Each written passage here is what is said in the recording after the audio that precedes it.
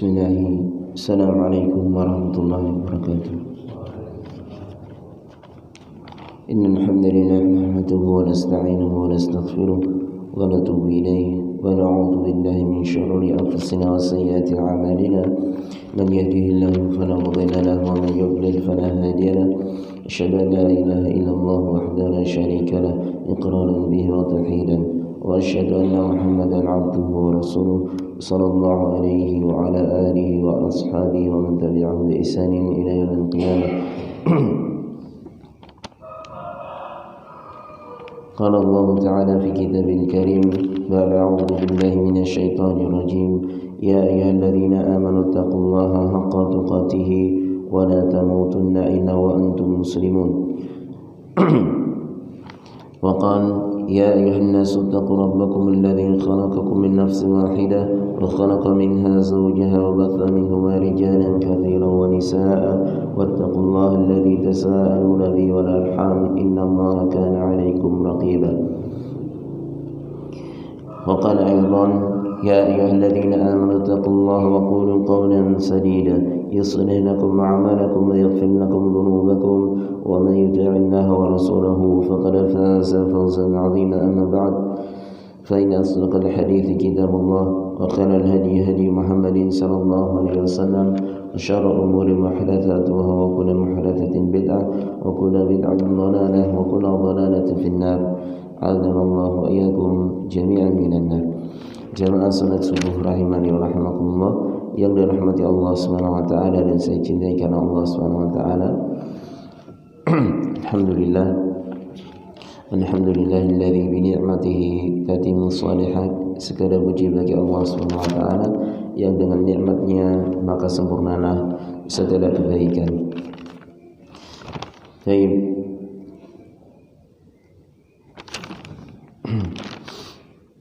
Kita lanjutkan kembali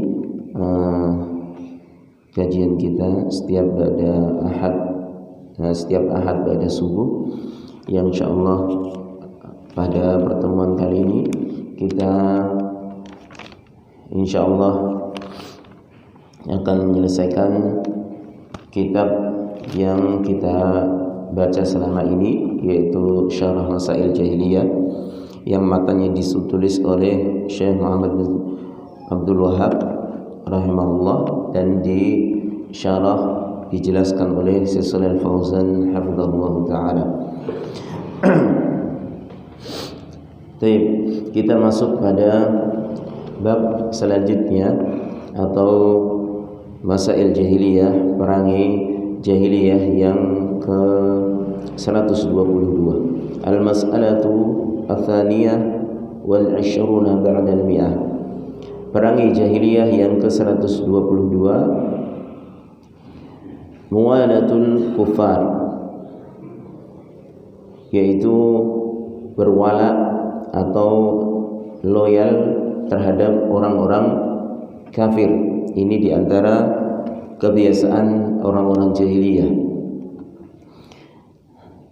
Muwaddatuhum al-kufra wal kafirin, yaitu kecintaan mereka terhadap kekafiran dan orang-orang kafir. Artinya mereka mencintai perbuatan kekafiran dan mencintai pelakunya.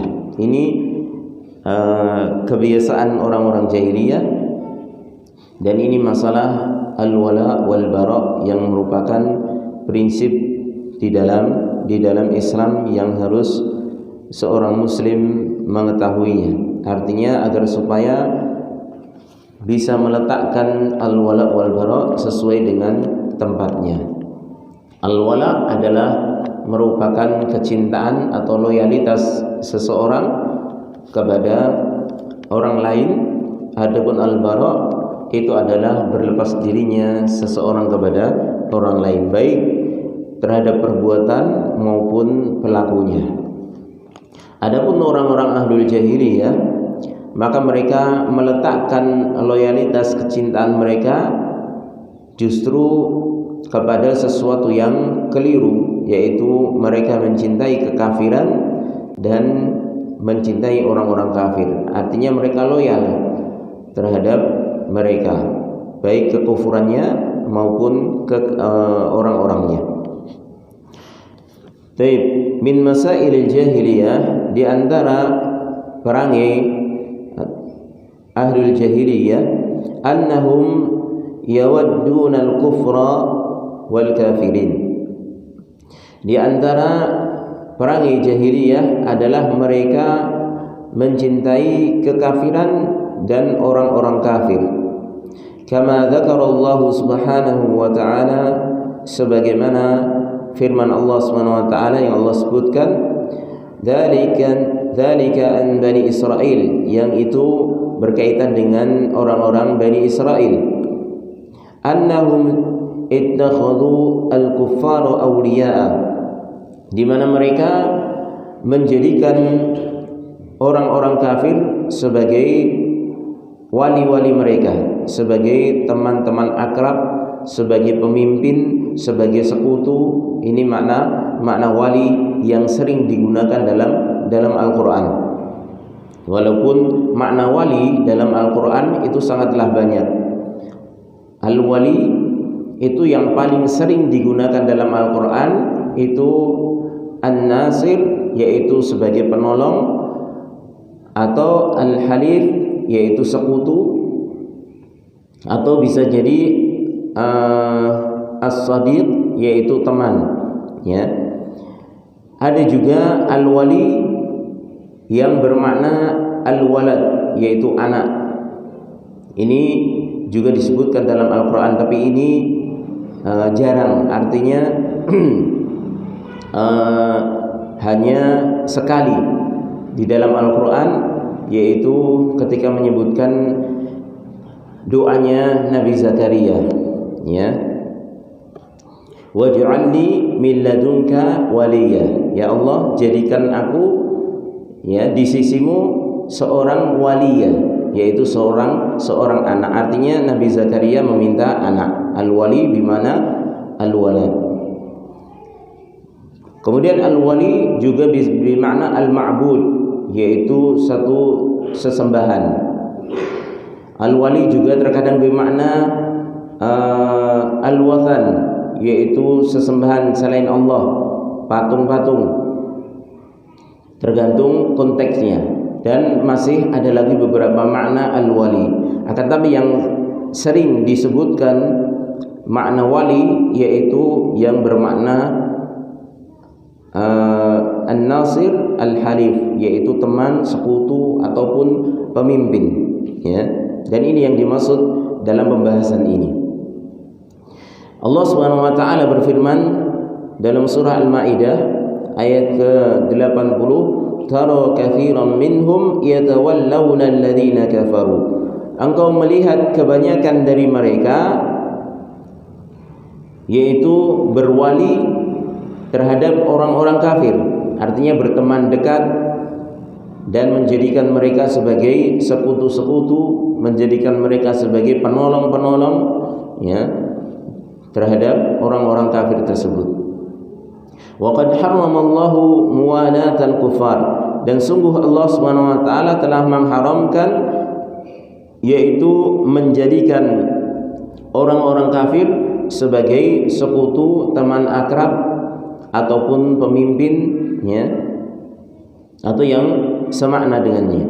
Faqala ta'ala, Allah Subhanahu wa taala berfirman dalam surah Al-Maidah yang sebelumnya, yaitu ayat ke-51, Allah menyatakan, "Ya ayyuhalladzina amanu la tattakhidhul yahuda wan nasara awliya ba'duhum awliya'u ba'd wa man yatawallahu minkum fa innahu minhum."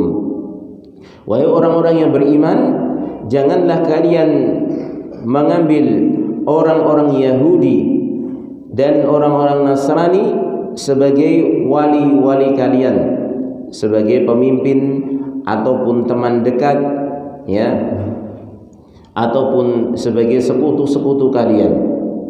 Ba'duhum awliya'u ba'd, sebagian kalian, sebagian mereka itu adalah wali bagi sebagiannya. Artinya orang Yahudi itu ya walinya orang Yahudi sendiri, ya. Satu sama lain saling tolong menolong. Nasrani juga demikian.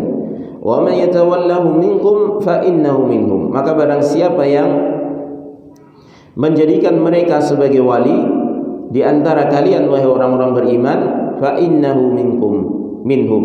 Maka sesungguhnya dia bagian dari mereka, dari orang Yahudi ataupun Nasrani. Kalau aulia di sini banyak yang mengartikan yaitu teman akrab. Maka kalau teman akrab saja dilarang, maka apalagi menjadikan mereka sebagai pemimpin atau sebagai penolong. Maka ini lebih lagi. Nahallahu al-muslimina an fa'alu mithla ma fa'ala al-yahudu min muwalatil kuffar wa mahabbatil kuffar. Allah Subhanahu wa taala melarang orang-orang muslim untuk melakukan semisal apa yang dilakukan oleh orang-orang Yahudi. Yaitu apa? Karena orang-orang Yahudi itu kebiasaan mereka menjadikan orang-orang kafir itu sebagai teman-teman akrab mereka, sebagai sekutu-sekutu mereka, dan mereka mencintai orang-orang kafir. Ya, ini kebiasaan orang-orang Yahudi. Makanya orang-orang Yahudi ketika mereka memusuhi Nabi SAW di Madinah, siapa yang menjadi sekutu mereka? Secara zahir mereka membuat kesepakatan atau piagam Madinah dengan Rasulullah SAW di kota Madinah karena mereka ingin cari aman. Akan tapi yang sebenarnya mereka bersekutu, bersekongkol dengan orang-orang musyrik Quraisy di Mekah untuk menyerang Nabi SAW. Dan itu terjadi ketika justru dikarenakan persekutuan mereka dengan orang-orang musyrik Quraisy di Mekah, terjadilah dengan sebab itu penyerangan terhadap kota Madinah, di mana terjadilah perang Ahzab atau perang Khandaq. Ya, ini dikarenakan orang-orang Yahudi yang berada di kota Madinah padahal sudah memiliki perjanjian dengan Nabi SAW, kalau ada orang yang menyerang dari luar kota Madinah ke kota Madinah, maka bersama-sama harus mempertahankan kota Madinah. Akan tapi namanya orang Yahudi, mereka berwalinya itu justru kepada orang-orang kafir, justru kepada orang-orang yang ingin menghancurkan kota Madinah pada waktu itu. Oleh karenanya Allah Subhanahu wa taala dalam surah Al-Maidah ayat ke-51 itu melarang orang-orang beriman untuk menjadikan orang-orang Yahudi maupun Nasrani sebagai wali-wali mereka, karena sebagiannya itu wali bagi sebagian yang lain. Kemudian Allah Subhanahu wa taala juga berfirman dalam surah Ali Imran ayat ke-28, la yattakhidhul mu'minuna al-kafirina awliya'a min dunil mu'minin wa man yaf'al dhalika falaysa minallahi fi syai'in inna an tattaqu minhum tuqah. Janganlah orang-orang beriman itu menjadikan orang-orang kafir sebagai wali, sebagai teman akrab ataupun pemimpin yang mereka cintai, tanpa menjadikan orang-orang beriman lainnya sebagai pemimpin atau wali. Artinya dengan meninggalkan orang-orang yang beriman yang lainnya, menjadikan orang kafir sebagai teman akrabnya dan meninggalkan orang-orang beriman.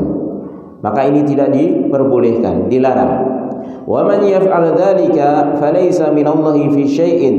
Dan barang siapa yang berbuat demikian, artinya menjadikan orang-orang kafir itu sebagai wali, falaysa minallahi fi syai'in, maka tidak ada bagi Allah sedikit pun, artinya Allah tidak akan menolong, kecuali illa an tattaqu minhum tuqah, kecuali kalau kalian itu bersiasat, artinya karena ditakutkan bahaya yang ditimbulkan oleh orang-orang kafir. Ya. Ayat ini yang pertama mengandung larangan bagi orang-orang beriman untuk menjadikan orang-orang kafir sebagai wali, sebagai teman akrab yang dicintai, bahkan menjadikannya sebagai pemimpin. Dan barang siapa yang melakukan hal tersebut tidak mengindahkan larangan dari Allah Subhanahu wa taala, justru akrabnya dengan orang-orang kafir, kecintaannya terhadap orang kafir, pembelaannya terhadap orang kafir, maka Allah Subhanahu wa taala berlepas diri, artinya tidak mau menolong bagi orang-orang yang beriman. Falaisa minallahi fi syai'in. Kalau nekat melakukan hal tersebut, maka bagi Allah tidak ada sedikit pun pertolongan. Ini sebagaimana yang ditafsirkan di dalam kitab-kitab tafsir, di antaranya tafsir Ibnu Katsir rahimahullahu taala. Dikecualikan bagi Allah oleh Allah Subhanahu wa taala, illa an tattaqu minhum tuqah, kecuali kalau kalian bersiasat dikarenakan kalian khawatir atas gangguan mereka. Dijelaskan contohnya seperti seorang yang hidup di satu negeri yang itu dikuasai oleh orang-orang kafir dan dia tidak mampu untuk berhijrah, ya, dalam kondisi lemah. Maka ketika itu dia boleh bertaqiyah. Ini sebagaimana disampaikan oleh Ibnu Abbas. Ini taqiyah terhadap orang kafir, bukan taqiyahnya orang Syiah, ya.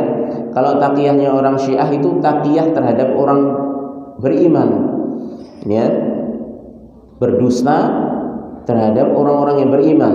Tapi taqiyah yang dimaksud di sini yang dijelaskan oleh Ibnu Abbas yaitu taqiyah terhadap orang-orang kafir manakala ada kaum muslimin yang tinggal di negeri kafir dan dia lemah di dalamnya dan tidak mampu untuk berhijrah. Maka dia boleh bertaqiyah, artinya secara lisan dia boleh bermanis-manis terhadap orang-orang kafir, tapi dalam hatinya dan perbuatannya itu tidak boleh bertaqiyah. Artinya dalam hatinya harus tegas, ya, walaupun mungkin istilahnya dia itu mudarah itu kalau ketemu senyum, kalau istilahnya walaupun terhadap orang kafir yang memusuhi Islam sekalipun, kafir harbi, akan tapi kalau kondisinya lemah, kalau dia tampakkan permusuhan juga, justru itu akan membahayakan dirinya, maka itu dibolehkan untuk bertaqiyah atau mudarah, ya. Akan tapi hatinya harus tetap tenang di atas keimanan. Ini sebagaimana ketika seorang dipaksa untuk melakukan kekufuran, ya. Illa man ukriha wa qalbuhu mutmainnun bil iman, ya. Kecuali orang-orang yang dipaksa untuk melakukan kekufuran dan hatinya tetap tenang dalam keimanan, ya. Dan inilah yang dilakukan oleh Ammar bin Yasir radhiyallahu ta'ala anhuma ketika dipaksa dan sudah tidak bisa lagi melawan, bahkan tidak kuat dengan gangguan tersebut, maka dia pun mengucapkan kekufuran tapi hanya dengan lisannya saja, ya. Akan tapi hatinya tetap dalam keimanan. Demikian juga ketika kondisinya dia berada dalam kondisi lemah di dalam kekuasaan atau di bawah kekuasaan orang-orang kafir, ya. Makanya di sini disebutkan illa an tattaqu minhum tuqah, kecuali siasat yang engkau karena engkau khawatir dari orang-orang kafir tersebut akan kejahatannya. Al-amru wadihun fi hadza, dan perkara ini artinya perkara larangan menjadikan orang-orang kafir menjadi wali, menjadi teman akrab ataupun pemimpin, maka ini perkara yang jelas. Wa annahu tajibu mu'adatul kufar wal bara'atu minhum wa min dinihim, dan bahwasanya wajib, yaitu memusuhi orang-orang kafir dan berlepas diri dari mereka dan dari agama mereka. Wal wala wal bara min a'dhamil wajibati fil Islam, dan al wala wal bara ini termasuk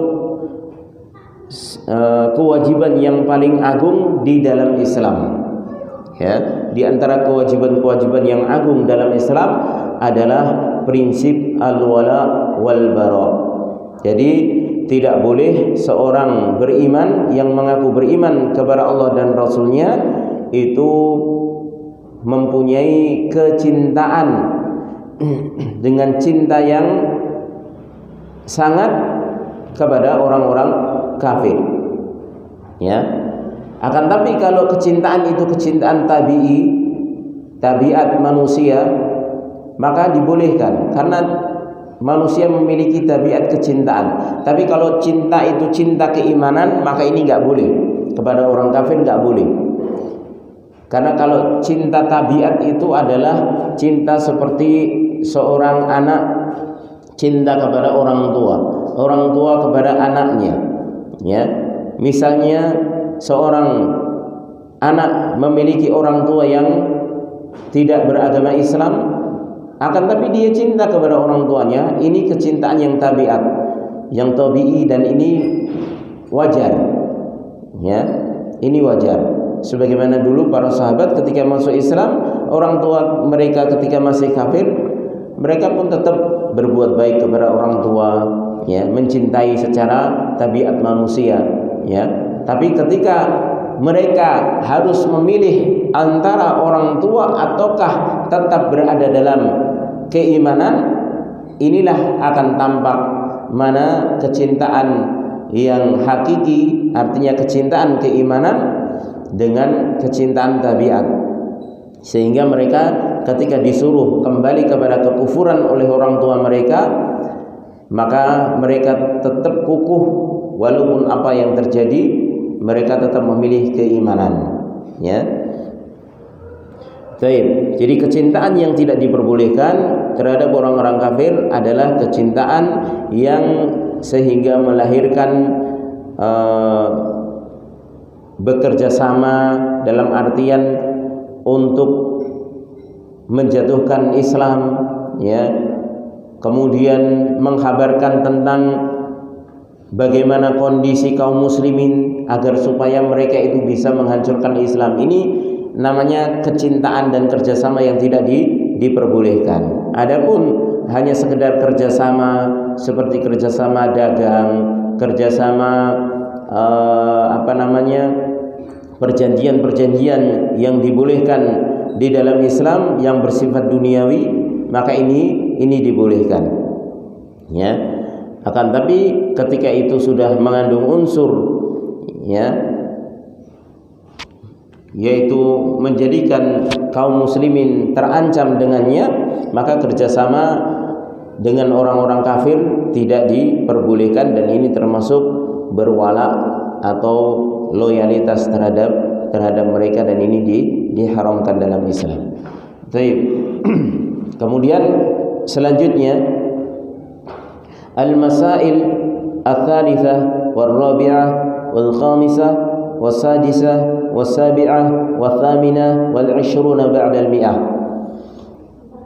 Masail jahiliyah, perangi jahiliyah yang ke 123, 124, 125, 126, 127, 128 yang terakhir. Jadi masail jahiliyah ini, perangi jahiliyah ini sampai ke 128 masalah. I'timaduhum 'alal khurafat. Bersandarnya mereka terhadap khurafat. Khurafat itu adalah satu keyakinan yang tidak ada dasarnya. Dan biasanya ini dikarenakan khayalan-khayalan, ya. Jadi seorang berkhayal, kemudian bisa jadi seorang itu bermimpi, atau bisa jadi karena ini suatu yang dikabarkan turun temurun tapi tidak jelas dasarnya. Ya, jari ini baik kayak ngene iki kejadiannya ngene. Ya, tapi nggak ada sandaran hukumnya, nggak ada sandaran kepastiannya. Apa dasarnya nggak ada. Ini namanya khurafat. Dan ini diantara kebiasaan orang-orang jahiliyah, yaitu bersandar terhadap khurafat. Al-iyafah wat-tarqu wat-tiyarah wal-kihanah atau kuhanah wat-tahakumu ila at-taghut wa karahatu at-tazwiji bainal 'idain wallahu a'lam. Khurafat-khurafat tersebut diantaranya adalah al-iyafah, at-tarq, ya, nanti akan dijelaskan satu persatu di sini. Kemudian at-tiyarah, kemudian kuhanah atau kihanah, kemudian tahakum, yaitu berhukum kepada taghut, kemudian tidak atau membenci pernikahan di antara dua hari raya, ya. Baik, kemudian dibahas di sini yang pertama al-iyafah. Al-iyafah zajrut thair. Iyafah itu adalah mengusir burung. Ya, mengusir burung. Mengusir burung di zaman jahiliyah dulu, yaitu dengan cara kalau mereka ingin pergi ke suatu tempat karena keperluan, ya, karena keperluan sesuatu, misalnya ingin safar, ingin pergi kemana, ya, mereka kalau ada burung itu akan diusir, atau mereka memegang burung kemudian dilepaskan. Itu zajrut thair namanya. Nanti kalau pergi ke kanan, maka perjalanan akan dilanjutkan. Tapi kalau terbangnya ke kiri, maka dibatalkan, ya. Nanti ternyata kalau nggak terbang, kalau burungnya itu nggak terbang, maka tawakuf, ya, diulang lagi. Seperti itu, ya, dengan mengatakan ya thair khair, ya, wahai burung berikan kebaikan, ya. Artinya mereka minta firasat kepada burung tersebut, ya. Ini namanya iyafah. Ini khurafat, karena mereka meyakini kalau nanti burung itu pergi ke kanan, maka mereka yakin nanti urusannya akan lancar. Urusan yang dia tuju, perjalanan yang dia tempuh, itu akan lancar selamat sampai tujuan. Tapi kalau pergi ke kiri, kalau dia nggak batalkan acara tersebut, nanti akan celaka dan urusannya akan runyam, tidak selesai, ya, akan mendapatkan kesulitan. Akhirnya diurungkan, ya, mungkin nanti berapa hari lagi, begitu lagi untuk menentukan apakah dilakukan perjalanan lagi atau tidak. Ini namanya khurafat, yaitu dengan cara iyafah. Atau di antara bentuk iyafah lagi, yaitu ketika mereka berjalan melakukan perjalanan, kemudian tiba-tiba melihat binatang yang tidak disukai oleh mereka secara fisiknya, misalnya melihat ular buntung. Wah, ini firasat gak baik ini, ya, maka dibatalkan. Melihat misalnya seekor binatang yang pincang misalnya, maka mereka batalkan. Jadi kalau melihat binatang yang tidak disukai, ya, secara fisiknya, maka mereka menganggap itu sial. Mereka menganggap sial. Kalau sekarang orang Jawa mungkin dalam perjalanan nabrak kucing, ya, qadarullah kucingnya mati. Maka apa yang menjadi keyakinan orang sekarang? wah kengko mesti nek kecelakaan. Ya. Wong nabrak kucing ya. Kucingnya mati, ya. Tapi nek nabrak tikus ora apa-apa, ya. Buktine tikus akeh keplindes ning dalan. Santai wae. Tapi kalau nabrak kucing wedi. Ya. Ya ini karena sudah ada keyakinan khurafat. Ya. Dan ini khurafat ini bagian dari kesyirikan. Ya. Jadi ini enggak boleh diyakini. Kalau memang nabrak kucing, ya sudah, kalau kita mau kubur saja, nggak usah ada keyakinan yang lain-lain. Ya, apalagi sampai membatalkan. Kalau sampai seorang itu membatalkan perjalanannya dikarenakan dia nabrak kucing mati, ya, maka itu berarti dia sudah melaksanakan keyakinannya tersebut. Dia nggak boleh seperti itu. Ya, dia harus kalau ada terlintas dalam hatinya keyakinan seperti itu, maka di antara doa yang diajarkan Nabi SAW adalah Allahumma la khaira illa khairuk wa la ilaha ghairuk wa la thaira illa thairuk wa la ilaha ghairuk. Ya Allah, tidak ada kebaikan kecuali kebaikan darimu, dan tidak ada sesembahan yang berhak disembah kecuali Engkau ya Allah. Wala thaira illa thairuk, dan tidak ada kesialan kecuali kesialan itu memang darimu juga, ya. Dan tidak ada sesembahan yang berhak disembah kecuali dirimu ya Allah.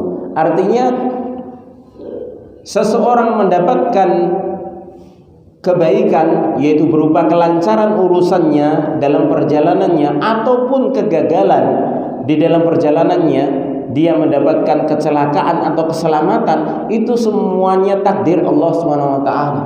Bukan karena dia kok nabrak kucing dalam perjalanan, bukan karena dia melihat binatang yang mungkin aneh, ya. Kalau itu terbertik, baca doa tersebut dan jangan batalkan perjalanan tersebut.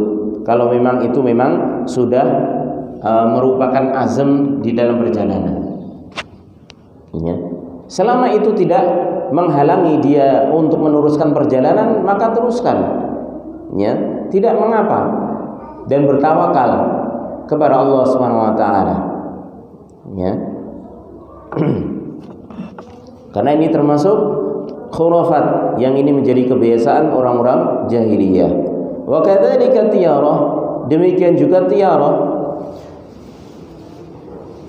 Tiyarah yaitu melihat burung atau suara burung, ini hampir sama dengan iyafah, ya, yang berkaitan dengan burung tadi.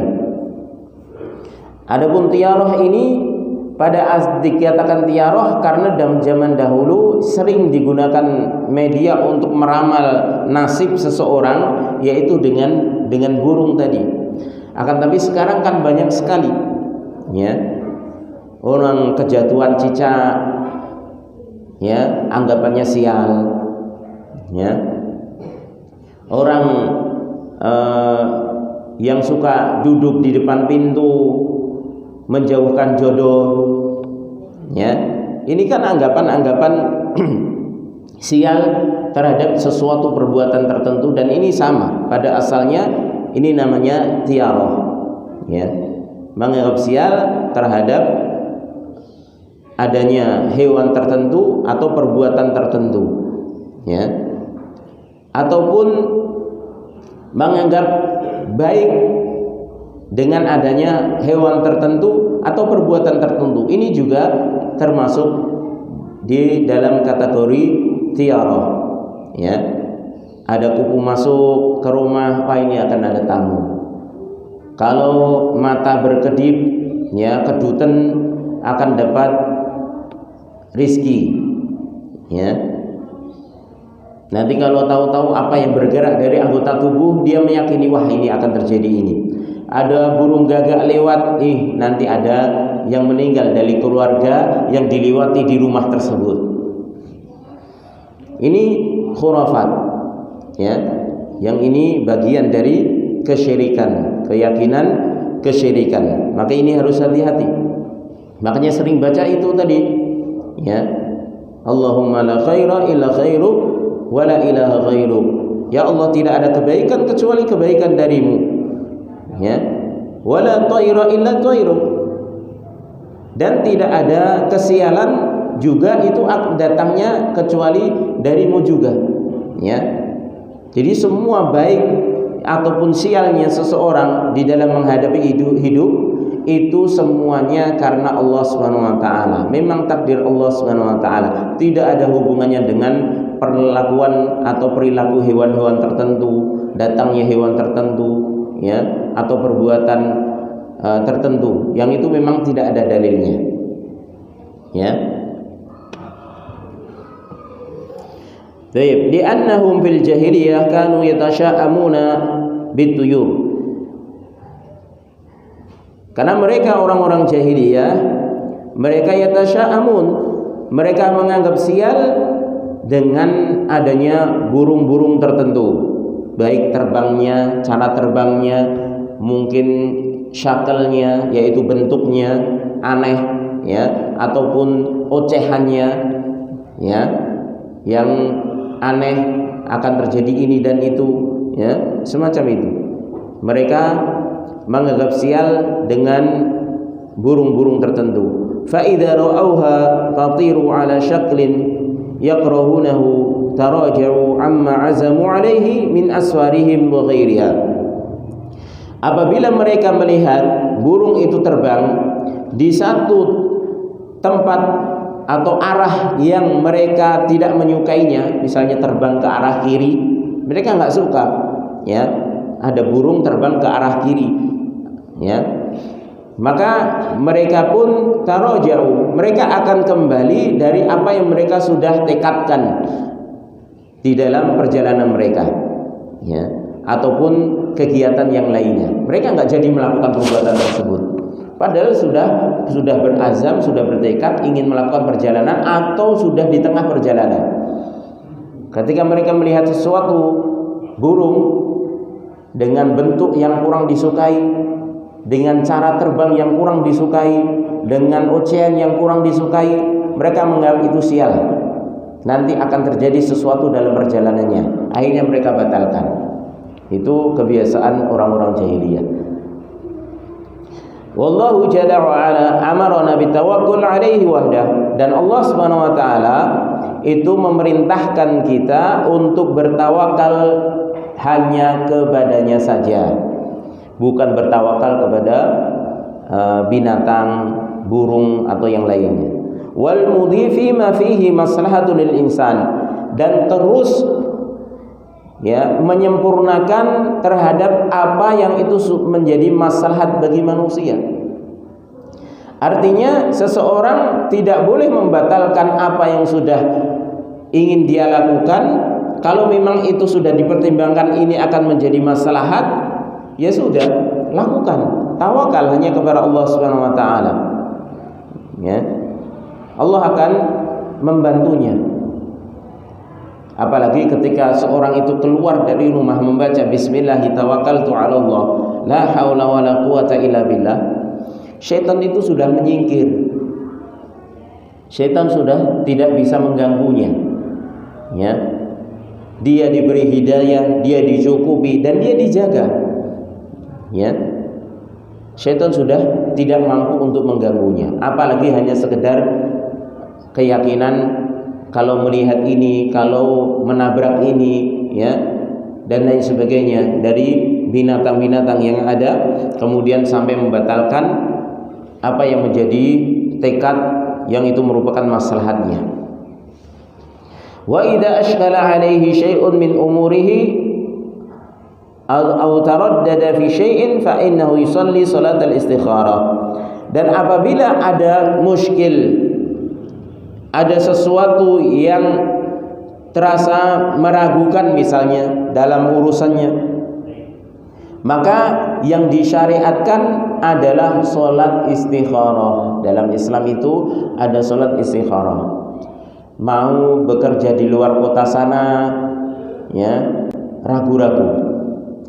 Antara saya tinggal keluarga sekian lama, tapi di sana nanti insya Allah akan mendapatkan penghasilan yang jauh lebih baik dibandingkan saya tinggal di tempat saya dekat dengan keluarga misalnya, tapi hasil pas-pasan. Kira-kira maslahat mana ini? Ya, padahal anak butuh biaya sekolah dan lain sebagainya. Ya, maka ketika ragu, ya, jangan ambil kopiok undian, pergi tidak. Ya. Jangan hitung kancing baju. Ya. Mangkat pora, ora mangkat akhirnya. Ya. Tapi istikharah, minta yaitu pertimbangan kepada Allah Subhanahu wa taala. Ya, dengan doa istikharah yang telah diajarkan oleh Nabi alaihi salatu wasallam. Dan istikharah ini jangan kita berpikir istikharah itu hanya untuk mencari jodoh saja. Kalau mau nikah istikharah, ya. Justru istikharah ini sebenarnya hendaknya dilakukan seorang muslim manakala dia ingin melakukan hal-hal di dalam kehidupannya walaupun itu mungkin remeh, tapi terkadang ada keraguan dalam melakukannya. Misalnya dia mau membeli sesuatu, entah itu membeli perabot rumah tangga, ketika dia ragu beli enggak, ya, manfaatnya nanti apa ini, ya, apakah memang saya sudah perlu atau enggak, istikharah. Mau beli kendaraan, istikharah, ya, istikharah dulu. Maka ini merupakan ajaran yang diajarkan oleh Nabi Sallallahu Alaihi Wasallam.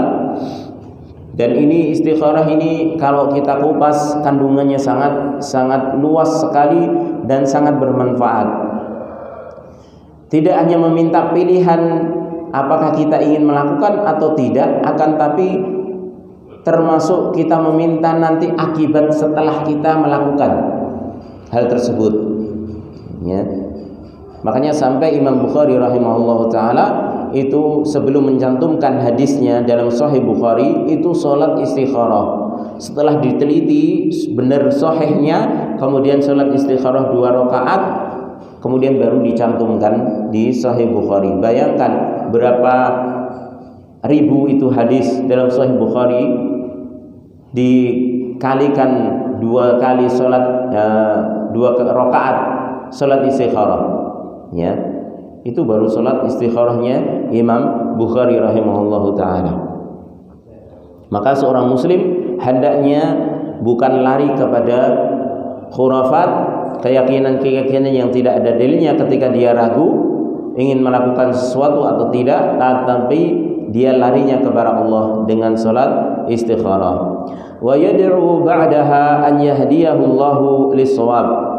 Dan kemudian dia berdoa setelah salat istikharah agar supaya Allah memberikan petunjuk kepada yang benar, ya, kepada yang benar. Wa kadzalika yantashiru ahlul khibrah wal ma'rifah. Dan demikian juga dia bisa bermusyawarah terhadap orang-orang yang memiliki pengetahuan atau pengalaman di dalam masalah tersebut. Aku setelah sholat istikharah mungkin dia konsultasi dengan temannya, misalnya mau melakukan perjalanan ke kota itu. Temannya mungkin punya pengalaman di kota itu sebelumnya, ya, mungkin ngasih masukan, kamu kalau ke kota ini jangan seperti ini misalnya, karena penduduknya biasanya memiliki kebiasaan seperti ini, ya. Atau kalau kamu kerja di bagian ini, ya, itu syarat-syaratnya seperti ini, ya, dan lain sebagainya dari pengalaman-pengalaman teman-teman yang dia mintai musyawarah atau pendapat, ya. Karena ini di bagian dari istikharah. Sama seperti seorang ketika ingin menikah, sudah sholat istikharah, sudah mantap, kemudian cari masukan kepada teman-teman dekat yang mengetahui calonnya tersebut, bagaimana sifatnya, kekurangannya bagaimana, dan lain sebagainya. Kemudian at-tarku, yaitu khurafat yang selanjutnya, yaitu at-tarku. At-tarku itu al-khattu yakhuttu bil ard, wa hadha innama yakunu 'inda al-musya'widin alladhina yakhuttuna fil raml.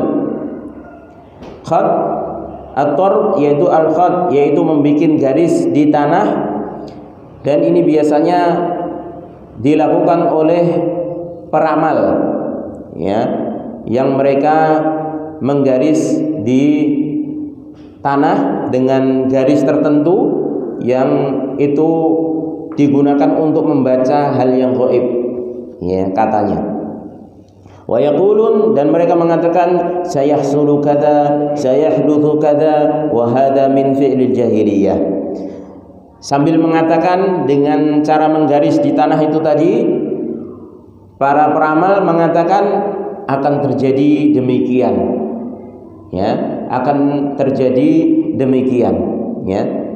Jadi meramal ini, kalau kamu melakukan perjalanan di tanggal sekian, kejadiannya akan seperti ini. Kalau kamu melakukan perjalanan di tanggal sekian, kejadiannya seperti ini, ya. Kalau kamu menikahkan anakmu di tanggal ini, akan seperti ini. Kalau kamu menikahkan anakmu dengan si fulan, ya, yang wetonnya itu bertentangan, akan terjadi seperti ini, ya. Kemudian digaris-gariskan, dikasih tahu tentang ramalan-ramalan tersebut. Ini merupakan perbuatan orang-orang jahiliyah. Li'annahu min iddi'ai ilmil ghaibi alladzi la ya'lamuhu illa Allah. Karena ini merupakan pengakuan terhadap ilmu ghaib, yang mana ilmu ghaib tidak ada yang mengetahui kecuali Allah Subhanahu wa taala. Wa huwa kharsun wa takhminun, dan itu merupakan kedustaan dan perkiraan saja, ya. Walakinnahu qad yaqa'u ma qalu, akan tapi terkadang apa yang diramalkan tersebut terjadi, ya, yang diramalkan tersebut terjadi. Kenapa? Min babil fitnah, ini sebagai fitnah. Allah ingin menguji keimanan seorang hamba, ya, apakah dia tetap teguh dengan keimanan, hanya percaya kepada Allah Subhanahu wa taala saja, ataukah dia akhirnya terjerumus ke dalam kedustaan para peramal tersebut. Wal istidraj linnas, dan juga bisa jadi ini bentuk istidraj bagi manusia, terutama bagi peramal tersebut. Semakin Allah sesatkan peramal tersebut, dengan cara apa? Semakin Allah izinkan apa yang diramalkan tersebut tepat dengan kebenaran, semakin jauh, ya. Akhirnya peramal tersebut, kalau Allah nggak mengizinkan, apa yang saya ramal nggak mungkin akan tepat terus. Ini tepat terus, berarti memang saya ini diizinkan Allah untuk mengetahui yang gaib. Sudah, ya. Semakin jauh akhirnya, semakin nggak sadar kalau dia menjadi seorang dukun, seorang peramal, seorang yang menyekutukan Allah Subhanahu wa taala. Fal wajib tajannubu haula'i wal ibti'ad anhum, maka yang wajib yaitu menjauhi mereka, orang-orang tukang ramal tersebut, dan menjauh dengan sejauh-jauhnya, ya. Tajannub itu berdekatan, ibti'ad itu jauh, tajannub itu menjauh tapi sedikit, ya. Artinya duduk-duduk, ya, bersama orang-orang yang tukang ramal, yang mengaku dukun, mengaku mengetahui yang gaib, itu saja nggak boleh, ya. Makanya Rasulullah SAW sampai mengatakan, man ata arrafan au kahinan fasa'alahu an syai'in lam tuqbal lahu salatu arba'ina yauman.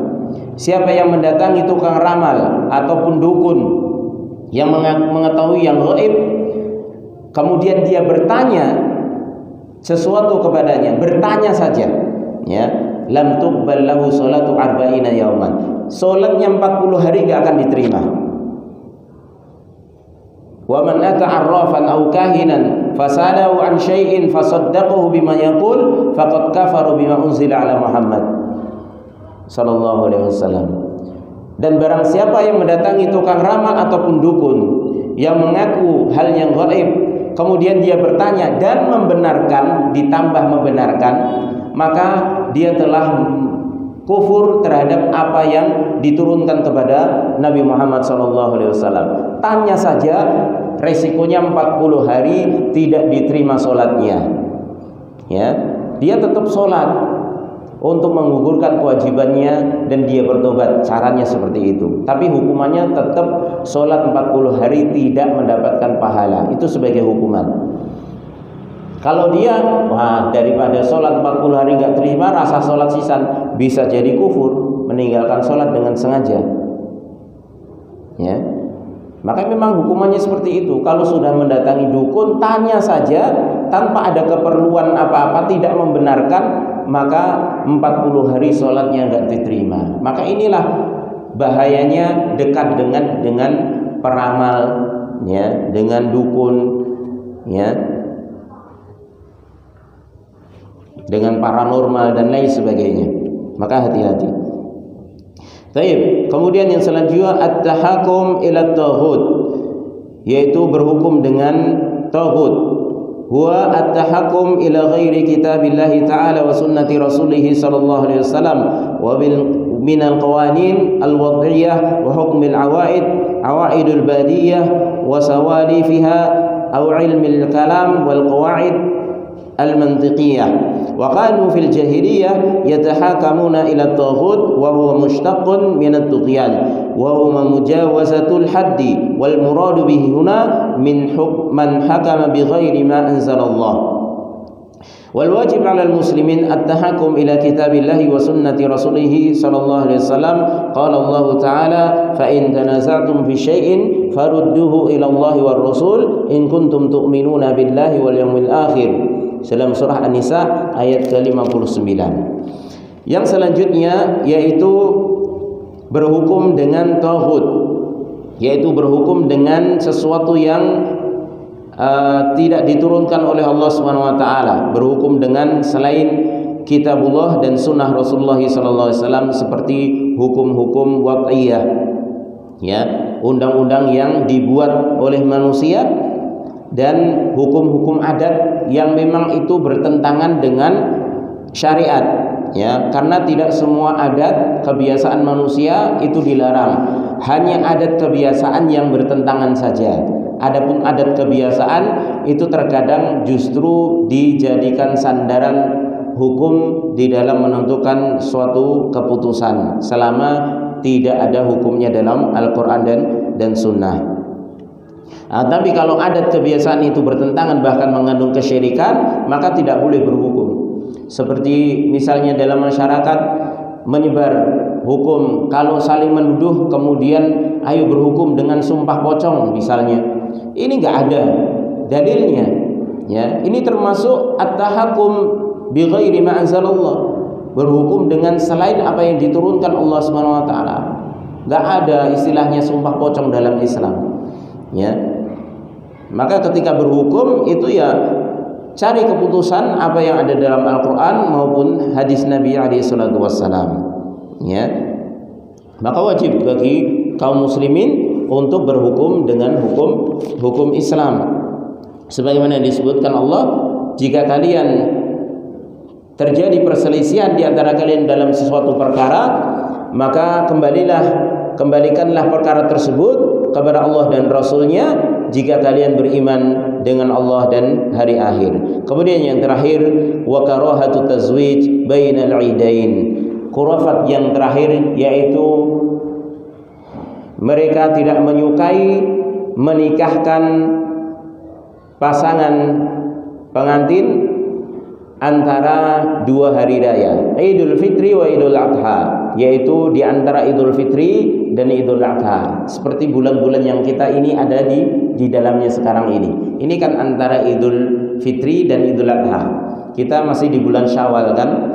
Idul Fitri Syawal, 1 Syawal, kemudian Idul Adha nanti Dzulhijjah. Ya. Maka di antara kebiasaan orang jahiliyah tidak menikahkan anak mereka di bulan-bulan ini. Bulan Syawal, bulan Dzulqa'dah, ya. Kemudian di awal-awal bulan Dzulhijjah, ya. Dan ini di masyarakat terutama orang-orang Jawa ini meningkat lagi. Setelah Dzulqa'dah itu kan Muharram, ya. Mereka juga semakin takut kalau Muharram menikahkan anaknya, yaitu bulan Syura, ya, Asyura, ya. Karena mereka ada yang meyakini ini khusus untuk pestanya Nyi Roro Kidul, ya. Jadi nggak boleh ada yang menandingi, ya, bulan Syura, ya. Kalau orang-orang jahiliyah dulu antara dua Id, yaitu antara Idul Fitri dan Idul Adha, mereka menikahkan. Kalau sekarang bulan Syura, ya. Huwa minat sya'um bil ayyam al manhi anhu. Maka keyakinan semacam ini merupakan keyakinan menganggap sial hari-hari, dan ini dilarang. Huwa naw'un minat tiyarah, ini bagian dari tiyarah tadi. Wa qad syara'a Allahu at-tazwija fi jami'il awqat, dan Allah Subhanahu wa taala telah mensyariatkan pernikahan di seluruh waktu, ma'ada halatal ihram bihajjin aw umratin, selain kondisi ihram dengan haji ataupun sedang umroh. Kalau sedang haji, umroh nggak boleh, menikahkan nggak boleh, ngelamar nggak boleh, ya, ataupun menikah sendiri juga nggak boleh. Menikahkan saja nggak boleh, harus tunggu, ya. Kalau misalnya walinya sedang haji atau sedang umroh, kemudian hari pernikahannya hari itu juga, maka harus dia mewalikan kepada yang di bawahnya, ya. Diserahkan perwaliannya kepada bawahnya atau menunggu sampai selesai dulu, ya. Karena ini ada larangan tersendiri, ya. Wala dakhala lil ayyam fi najahi tazwid wa fashlihi, dan tidak masuk dalam hari-hari itu, artinya tidak ada kaitannya terhadap hari-hari tertentu di dalam berhasilnya pernikahan ataupun gagalnya, ya. Karena di sebagian kita meyakini kalau menikahkan di hari Syura, ya, di hari Muharram, itu bulan Muharram, ini nanti pernikahannya akan gagal, ya. Biasanya seperti itu. Lah nanti ketika terjadi gagal benar, ini semakin akan menambah keyakinan mereka. Nah, tenan to, dikandani ngeyel, ya. Wis dikandani aja nikahke pasura, ya. Cerai tenan to, pegatan tenan to. Atau yang satu meninggal misalnya qadarullah, ya. Nah, akhirnya gagal pernikahannya. Ini semakin menambah keyakinan yang menyimpang tersebut, dan ini ujian, ya. Ujian dari Allah Subhanahu wa taala. Wa inna ma hadza biyadillah, dan sesungguhnya berhasil tidaknya pernikahan itu bukan karena dilaksanakan di hari tertentu, bulan tertentu, tapi semuanya di tangan Allah Subhanahu wa taala, keputusan mutlak dari Allah Subhanahu wa taala. Wallahu taala a'lam, dan Allah Subhanahu wa taala yang lebih mengetahui hal tersebut, ya. Jadi ini khurafat-khurafat yang hendaknya kita hindari, ya. Dan dari khurafat-khurafat yang disebutkan di sini itu bercabang, ya. Sebagaimana ini tadi, kalau orang-orang jahiliyah tidak suka menikahkan antara dua hari raya, maka orang-orang sekarang di antara dua hari raya nggak mengapa, tapi ketika bulan yang lainnya dibenci, bulan tadi bulan Syura, atau ketika bertabrakan dengan wetonnya, weton mau boleh, ya. Wetone Jumat Kliwon, wah ra cocok le karo anakku, engko ndak ora gathuk, padha-padha kencenge, ya. keras ya. Akhirnya engko ndak bubar rumah tanggane. Utawa wong nek duwe anak nakal kabeh, ora nek sing nurut ya. Urung duwe anak kowe durung kok wis dipramalke ya. Maka ini hal-hal semacam ini hendaknya kita hindari karena ini keyakinan. Makanya yang banyak dalam penyimpangan dalam Islam itu masalah etikot, masalah keyakinan, dan ini harus kita berhati-hati di dalamnya karena terkadang seorang itu terbetik dalam hatinya kalau dia tidak segera membersihkan keyakinan menyimpang tersebut dengan bersandar berdoa kepada Allah Subhanahu wa taala, maka itu akhirnya bisa jadi keyakinan yang kuat dalam hatinya dan akhirnya akan terlaksana, akan dilaksanakan ya. Baik. Wa sallallahu ala nabiyyina Muhammadin wa ala alihi wa sahbihi ajma'in ya. Alhamdulillah kita telah menyelesaikan kitab ini. Mudah-mudahan apa yang kita kaji dari awal kitab ini sampai hari ini kita selesaikan mendapatkan keberkahan dari Allah Subhanahu wa taala dan menambah keilmuan kita dan semakin menjadikan tauhid kita kepada Allah Subhanahu wa taala murni hanya kepada Allah Subhanahu wa taala dan semakin bersih apa yang menjadi keyakinan-keyakinan yang tidak benar ya, terutama keyakinan-keyakinan yang mengandung kesyirikan. Wallahu a'lam bishawab. Ya insyaallah pada pertemuan yang akan datang kita akan lanjutkan kajian kita dengan kitab insyaallah Lum'atul I'tiqad ya, insyaallah taala. Baik, kita tutup dengan doa kafaratul majelis. Subhanakallahumma wa bihamdika asyhadu an la ilaha illa anta astaghfiruka wa atubu ilaik. Assalamualaikum warahmatullahi wabarakatuh.